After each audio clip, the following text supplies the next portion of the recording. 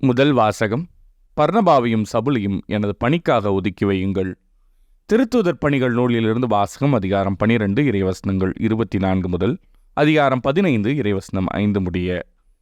அந்நாள்களின் கடவுளின் வார்த்தை மேன்மேலும் பரவியது.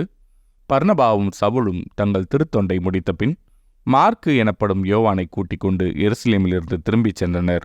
அந்தியோக்கிய திருச்சபையில் பர்னபா, நீகர் எனப்படும் சிமியோன், சீரேன் ஊரனாகிய லூக்கியு, குறுநிலமனன் ஏரோதுடன் வளர்ந்த மனாயின், சவுல் ஆகியோர் இறைவாக்கினராகவும் போதகராகவும் இருந்தனர். அவர்கள் நோன்பிருந்து ஆண்டவரை வழிபடும்போது தூய ஆவியார் அவர்களிடம், பர்னபாவையும் சவுலையும் ஒரு தனிப்பட்ட பணிக்கென நான் அழைத்திருக்கிறேன், அந்த பணிக்காக அவர்களை ஒதுக்கி வையுங்கள் என்று கூறினார். அவர்கள் நோன்பிருந்து இறைவிடம் வேண்டினார்கள். தங்கள் கைகளை அவ்விருவர் மீது வைத்து திருப்பணியிலமர்த்தி அவர்களை அனுப்பி வைத்தார்கள். இவ்வாறு தூய ஆவியாரால் அனுப்பப்பட்டவர்கள் செலூக்கியாவுக்கு சென்றார்கள். அங்கிருந்து சைப்ரஸுக்கு கப்பல் ஏறினார்கள். அவர்கள் சலாமி நகருக்கு வந்து அங்குள்ள யூதர்களின் தொழுகை கூடங்களில் கடவுளின் வார்த்தையை அறிவித்தார்கள். யோவானை தங்கள் உதவியாளராக கொண்டிருந்தார்கள். இது ஆண்டவரின் அருள்வாக்கு. இறைவா, உமக்கு நன்றி. பதிலுரை பாடல். கடவுளே, மக்கள் இனத்தார் உம்மை போற்றி புகழ்வார்களாக. கடவுளே, எம் மீது இறங்கி எமக்கு ஆசி வழங்குவீராக. உம் திருமுக ஒளியை எம் மீது வீசுவீராக. அப்பொழுது உலகம் உமது வழியை அறிந்து கொள்ளும். பிற இனத்தார் அனைவரும் நீர் அருளும் மீட்பை உணர்ந்து கொள்வர். கடவுளே, மக்கள் இனத்தார் உம்மை போற்றி புகழ்வார்களாக. வேற்று நாட்டினர் அக்களித்து மகிழ்ச்சியுடன் பாடிடுவாராக.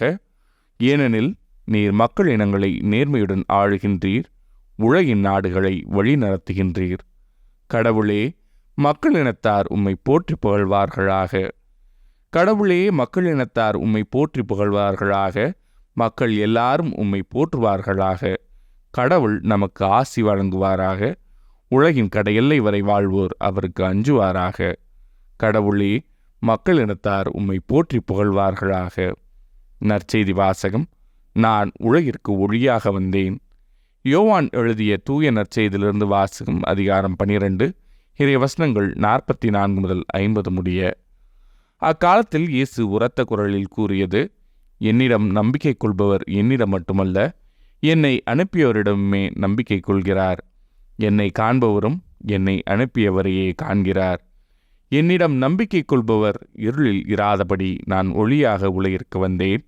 நான் கூறும் வார்த்தைகளை கேட்டும் அவற்றை கடைப்பிடியாதவர்க்கு தண்டனை தீர்ப்பு வழங்குபவன் நான் அல்ல. ஏனெனில் நான் உலகிற்கு தீர்ப்பு வழங்க வரவில்லை, மாறாக அதை மீட்கவே வந்தேன். என்னை புறக்கணித்து நான் சொல்வதை ஏற்றுக்கொள்ளாதவர்க்கு தீர்ப்பளிக்கும் ஒன்று உண்டு. என் வார்த்தையே அது. இறுதி நாளில் அவர்களுக்கு அது தண்டனை தீர்ப்பு அளிக்கும். ஏனெனில் நானாக எதையும் பேசவில்லை, என்னை அனுப்பிய தந்தையே நான் என்ன சொல்ல வேண்டும், என்ன பேச வேண்டும் என்பது பற்றி எனக்கு கட்டளை கொடுத்துள்ளார்.